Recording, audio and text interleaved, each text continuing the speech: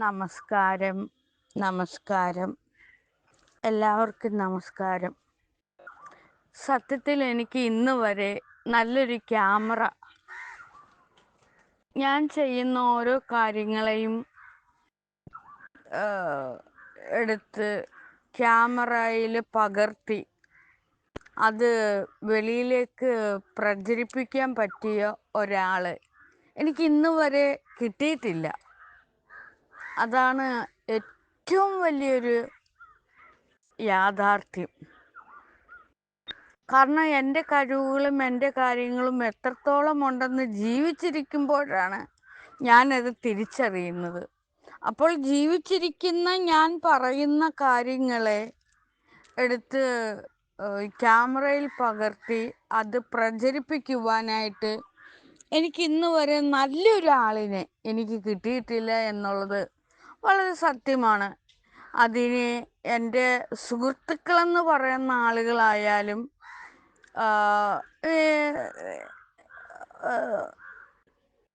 എനിക്ക് തുറന്നു പറയാനും ചിലപ്പം കഴിയാതെ വരുന്നത് എനിക്ക് ഇന്നുവരെ കിട്ടിയിട്ടില്ല. കിട്ടിയതായിരുന്നു എന്നുണ്ടെങ്കിൽ ഇത്രയും വർഷക്കാലം നല്ല രീതിയിൽ സാമ്പത്തികമായിട്ടുള്ള ഒരു വരുമാനം എനിക്കിവിടെ ഉണ്ടാക്കാമായിരുന്നു. ഞാൻ ഒരുപാട് പേരെ വിളിച്ചതാണ്. ഒരുപാട്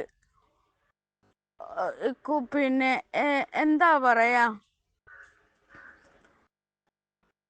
ഞാൻ ചിത്രങ്ങൾ വരയ്ക്കുന്നതായാലും നൃത്തം ചെയ്യുന്നതായാലും പാട്ട് പാടുന്നതായാലും ഒക്കെയും ക്യാമറയിൽ പകർത്തി പ്രക്ഷേപണം ചെയ്യാൻ വേണ്ടി ഒരാളെ എനിക്ക് കിട്ടിയിട്ടില്ല. ആരോടെങ്കിലും പറയുവാണെങ്കിൽ അവർക്ക് നൂറുകൂട്ടം കാര്യങ്ങളും ജോലിയാണ്. പക്ഷെ അതേ അവർ തന്നെ അത് അത് വെളിയിലേക്ക് എത്തി അതിൻ്റെ പ്രതിഫലം വാങ്ങിക്കുവാനായിട്ടായാലും എൻ്റെ അടുക്കൽ വന്ന് പൈസ ചോദിക്കാനായിട്ടായാലും മുൻപന്തിയിൽ നിൽക്കും എല്ലാവരും.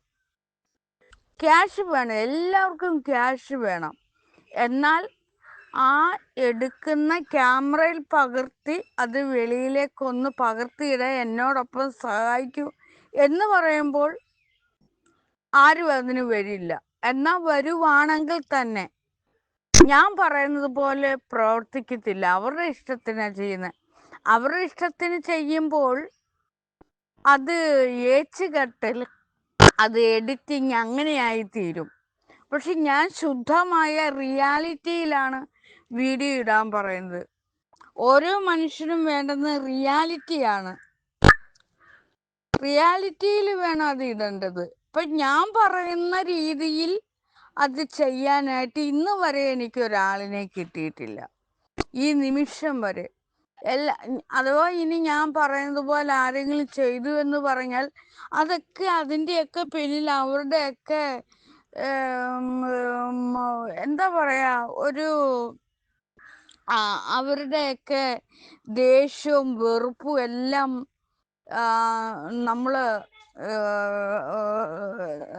നമ്മളിലേക്ക് ഇങ്ങനെ പ്രവഹിപ്പിക്കും.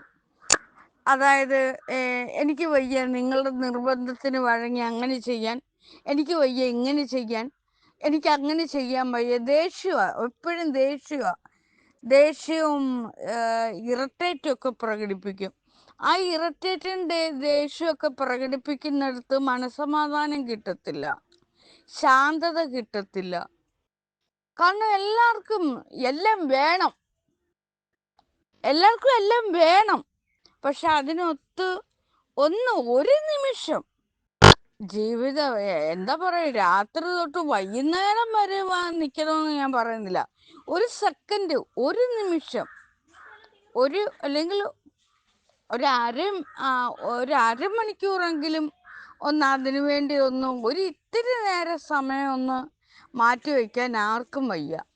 അതേ ആളുകൾക്ക് പണം വേണം. പണത്തിൻ്റെ കാര്യം പറയുമ്പോൾ എല്ലാവർക്കും, എന്നാൽ ഇതൊക്കെ അങ്ങോട്ട് ഇട്ടാൽ മാത്രമേ പണം കിട്ടുള്ളൂ എന്നൊരു ചിന്ത പോലും, അങ്ങനെ ഒരു തിരിഞ്ഞൊന്ന് ചിന്തിക്കാനുള്ള ചിന്ത അല്ലെങ്കിൽ റിയാലിറ്റി അതുപോലും വയ്യ. എല്ലാവർക്കും പണം വേണം, പണം പണം പണം പണം പണം പണം പണം.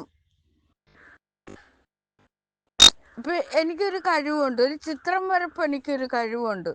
അപ്പോൾ ആ ചിത്രം വരപ്പെന്ന് പറയുന്നത് എന്നും നമ്മൾ ചെയ്താൽ മാത്രമേ അതിൻ്റെ പ്രതിഫലം കിട്ടുള്ളൂ. എന്നും ചെയ്യണം, ദിനവും ചെയ്യണം. എന്നും ചെയ്താൽ മാത്രമേ അത് കണ്ടും കേട്ടും ആളുകൾ ഇഷ്ടപ്പെട്ട് അതിൻ്റേതായിട്ടുള്ളത് ആ ചിത്രങ്ങൾ വരച്ചിടുമ്പോൾ അതിൻ്റെ പേപ്പർ വാങ്ങിക്കാനുള്ള തുക, അത് ആസ്വദിച്ചതിൻ്റെ തുക, അവരത് ആസ്വദിച്ചതിൻ്റെ തുക, അതിൻ്റെ പെൻസില്, അതിൻ്റെ നിറങ്ങൾ, അതൊക്കെ വാങ്ങിക്കാനുള്ള തുക ആരെങ്കിലുമൊക്കെ ഇട്ട് തരുള്ളൂ. അപ്പം അതുകൊണ്ടാണ് പറയുന്നത് നമ്മളിത് എന്നും ചെയ്യണം, എന്നും ദിനവും നമ്മൾ ദേഹം മരിക്കുന്നിടം വരെ അത് ചെയ്തുകൊണ്ടിരിക്കണം. അത് മാത്രമല്ല, എന്ത് ജോലിയായാലും അത് ചെയ്യണം. ചെയ്താൽ മാത്രമേ കിട്ടുള്ളൂ, പ്രതിഫലം കിട്ടുള്ളൂ. നമ്മൾ ജോലി ചെയ്താൽ മാത്രമേ അതിൻ്റെ കൂലി കിട്ടുള്ളൂ. അത് എത്ര പറഞ്ഞാലും കേൾക്കില്ല. അതുകൊണ്ടാണ് ഞാൻ വെളിയിലുള്ളവരോട് പറയുന്നത്, നിങ്ങൾ അത് ബുദ്ധിപൂർവം ചെയ്യാൻ. കാരണം വെളിയിലുള്ളവർ ഇവിടെ വന്ന് ക്യാമറയിൽ പിടിക്കുമ്പോഴേ ആ വ്യക്തിയെയും, ആ ക്യാമറ ഒരു പക്ഷെ കൈകാര്യം ചെയ്യുന്ന ആൾക്ക് ഇഷ്ടമാണെങ്കിൽ ആ വ്യക്തിയെയും, എന്നോടൊപ്പം ഇരുന്ന് സംസാരിക്കുന്ന ആ വ്യക്തിയും ഞാനും ഒരേപോലെയാണ് വെളിയിലേക്ക് പ്രചരിപ്പിക്കപ്പെടുന്നത്. അപ്പോൾ അവരിലെയും കഴിവുകളെ, അവരുടെയും അവതരണത്തെയും ആ ക്യാമറ എടുത്ത ആളിനെയും എന്നെയും ഒരേപോലെയാണ് അത് അത് വെളിയിലേക്ക് എത്തിക്കുന്നത്. അത് ജീവിച്ചിരിക്കുമ്പോഴേ അത് പറ്റുള്ളൂ എന്ന് എത്ര പറഞ്ഞാലും കേൾക്കില്ല. നമ്മളുടെ കഴിവുകളും ഒക്കെ നമ്മൾ ജീവിച്ചിരിക്കുന്ന സമയത്ത് ഉപയോഗിക്കാനുള്ളതാണ്. മരിച്ചു കഴിയുമ്പോൾ ആര് കാണാൻ, ആര് കേൾക്കാൻ, ആരെ കേൾപ്പിക്കാൻ? മരിച്ചു കഴിയുമ്പോഴല്ല നമ്മൾ ഇതിനെപ്പറ്റിയൊക്കെ, ഒരാളുടെ ജീവൻ ഇല്ലാതാവുമ്പോഴല്ല അയാളെക്കുറിച്ച് പുകഴ്ത്തേണ്ടത്. അയാൾ ജീവിച്ചിരിക്കുമ്പോൾ തന്നെ മാക്സിമം അയാളുടെ ആ കഴിവിനെ പരസ്പരം കണ്ടും കേട്ടും അറിഞ്ഞും ക്ഷമിച്ചും അത് വെളിയിലേക്ക് പ്രചരിപ്പിക്കുമ്പോഴാണ് അതിനൊരു ഉത്തമമായ ഒന്നായിത്തീരുന്നത്. അതായത് മരിച്ചു കഴിഞ്ഞിട്ട് ആ വ്യക്തിയുടെ കഴിവിനെ കുറിച്ച് പറഞ്ഞിട്ട് എന്ത് കാര്യം? ജീവിച്ചിരിക്കുമ്പോൾ വേണം ആ വ്യക്തിയോടൊപ്പം ചേർന്നുകൊണ്ട് തൻ്റെയും കഴിവിനെ മുകളിലേക്ക് കൊണ്ടുവരേണ്ടത്. അതാണ് മിടുക്ക്. അപ്പോൾ ഞാൻ പറയുന്നു, എനിക്ക് നല്ല ക്യാമറയെ കൈകാര്യം ചെയ്യുന്ന ആള് വേണം. അതുപോലെ എന്താ നല്ല അവതരണമുള്ള ആളുകൾ. അപ്പോൾ ആദ്യം നമ്മൾ അതങ്ങനെ ചെയ്യുമ്പോൾ ധാരാളം സാമ്പത്തികം നമുക്ക് വന്നു ചേരും. ആ സാമ്പത്തികം വന്നു ചേരുമ്പോൾ തന്നെ ആ സാമ്പത്തികം ഉപയോഗിച്ച് വേണം നമ്മൾ പിന്നീട് മുന്നോട്ട് നീങ്ങേണ്ടത്. ഇത്രയും കൃത്യമായിട്ട്, വളരെ വളരെ വളരെ കൃത്യമായിട്ട് ഞാൻ പറയുന്നു. അപ്പോൾ ആരെങ്കിലുമൊക്കെ ഇഷ്ടമുള്ളവർ വരിക. പക്ഷെ ഇഷ്ടമുള്ളവർ ഇനി വന്നാൽ, ഇതുവരെ ആരുടെയും കയ്യിൽ നിന്ന് ഞാൻ ഇങ്ങനെ ചോദിച്ച് പൈസ വാങ്ങിച്ചില്ല. പക്ഷെ ഇനി വന്നാൽ എനിക്കതിന് പണം തരണം. ഇനി വന്നാൽ, കാരണം നിങ്ങൾക്ക് ഇത്ര കാലവും എന്നിലൊരു കഴിവുണ്ടെന്നും എന്നിലൂടെ നിങ്ങൾക്കും കൂടെ വളർന്നു വരാമെന്നും നിങ്ങൾ ഇന്ന് വരെ കരുതിയില്ല, അല്ലേ? ഇന്ന് വരെ. പക്ഷെ ഇനി ഞാൻ പണം ചോദിക്കും എല്ലാവരോടും, ക്യാമറ കൈകാര്യം ചെയ്യുന്നവരോട് ഉൾപ്പെടെ ഞാൻ പണം ചോദിക്കും. എനിക്ക് പണം തരാമെങ്കിൽ ഞാൻ നിങ്ങളെ എന്നോടൊപ്പം ഉൾപ്പെടുത്തുമെന്ന്. നോക്കിക്കോ, ഇനി എല്ലാവർക്കും ഇട്ട് പണിയാ. ഇനി എൻ്റെ കൂടെ താമസിക്കുന്നവരായാൽ തന്നെ പണം തരാവോ, ഞാൻ നിങ്ങളുടെ ക്യാമറയുടെ മുന്നിൽ വന്ന് നിൽക്കാമെന്ന് പറയും. വീട്ടിൽ നിന്ന് വെച്ചാൽ ഒപ്പം താമസിക്കുന്നവരായാലും വെളിയിലുള്ളവരായാലും ഏത് രീതിയിലുള്ളവരായാലും. കാരണം എന്നേക്കൊരു വിലയും നിലയും തരുന്നില്ല ആരും. അപ്പോൾ എനിക്ക് ഇങ്ങനെയൊക്കെ പറ്റുള്ളൂ. അവരും അറിയട്ടെ എൻ്റെ നിലയും വിലയും. എൻ്റെ കൂടെ പിന്നെ ഉള്ള സുഹൃത്തുക്കളെന്ന് പറയുന്നവർ വരെ അറിയട്ടെ എൻ്റെ നിലയും വിലയും. എനിക്ക് ഒരു ഒരു ഒരു എന്താ പറയാ, ഒരു പരിഗണന, അല്ലെങ്കിൽ ഞാൻ പറയുന്ന കേൾക്കാനുള്ള ഒരു ഒരു മനസ്ഥിതി പോലും കാണിക്കാതെ അവഗണിക്കുക എന്ന് വെച്ചാൽ തീർത്തും അവഗണിച്ച് അവോയ്ഡ് ചെയ്താണ് എന്നെ ഓരോ കാര്യങ്ങളും എന്നെ ചെയ്യുന്നത്. അത് അസഹനീയമാണ്, എനിക്ക് സഹിക്കുന്നതിലപ്പുറമാണ് എനിക്ക്.